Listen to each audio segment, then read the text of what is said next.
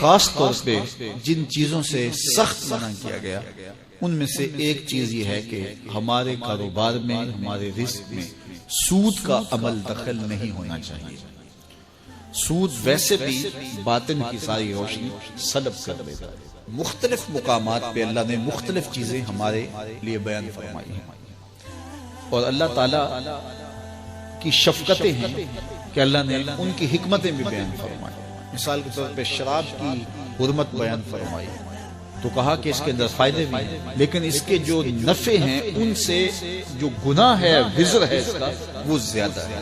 کفار نے کہا کہ یہ سود کو آپ نے حرام کر دیا شریعت اسلامیہ نے، اور کاروبار کو آپ نے حلال قرار دے دیا ہے، جبکہ سود اور کاروبار ایک جیسے، وہاں بھی پیسہ لگا کر کچھ حاصل کیا جاتا ہے، یہاں بھی پیسہ لگا کر کچھ حاصل کیا جاتا ہے، تو یہ تو دونوں ایک جیسے ہیں، اور تم کہتے ہو یہ الگ الگ ہے۔ اللہ فرماتا ہے ایک جیسے نہیں ہے۔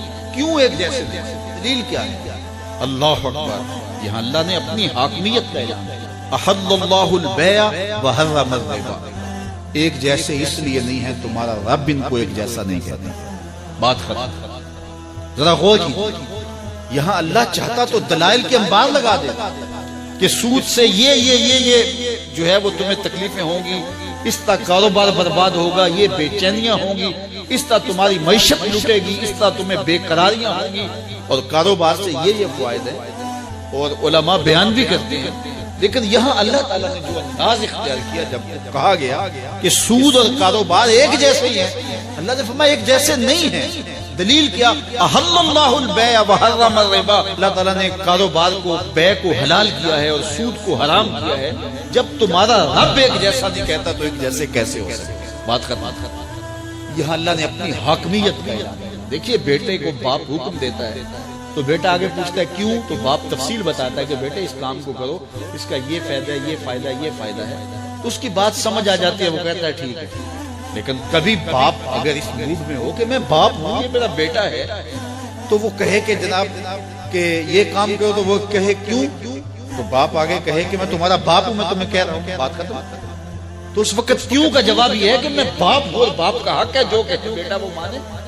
شاگرد کہے کیوں، تو استاد اس کی حکمتیں بیان کرتا ہے کہ جناب یہ، لیکن کبھی استاد کہے میں استاد ہوں تو میں کہہ رہا ہوں، جب میں کہہ رہا ہوں کہ یہ نہیں لینا، بات ختم۔ تو اللہ تعالیٰ جل شانہ نے ہمیں مختلف مواقع پر احکام کی حکمتیں بیان فرمائی ہیں۔ فرمایا کہ زنا کے قریب بھی نہ جانا، کیوں؟ انہ کان فاحشۃ وساء سبیلا، کہ یہ کھلی بے حیائی ہے اور یہ بڑا برا راستہ ہے، حکمتیں بیان کی۔ لیکن جب بات یہ آئی سود کی تو پوچھا گیا کہ یہ سود کیوں حرام ہے؟ کہا تمہارا رب اس کو حرام کہہ رہا ہے، بات ختم ہو گئی۔ تو یہاں اللہ نے اپنی حاکمیت کا اعلان کیا۔ اب اگر کوئی سودی کاروبار کرتا ہے تو میرا اس سے اعلان جنگ، پھر وہ چین کی زندگی جی کے دکھائے، پھر وہ کاروباری نتائج کو اپنے منطقی انجام تک پہنچا کے دکھائے کہ یہ دیکھو سود کا کاروبار کیا، اس کا نتیجہ اچھا ہوا، کو کر کے دکھائے۔ میں چیلنج رب ہو کے دے رہا ہوں کہ جو سود خور ہے اس سے اعلان جنگ دے۔ تو جب رب ہو کے کہتا ہے کہ میں اعلان جنگ دیتا ہوں، تو ایک کافر تو وہ چیلنج قبول کر لے، کہ مومن تو چیلنج قبول نہیں کر سکتا۔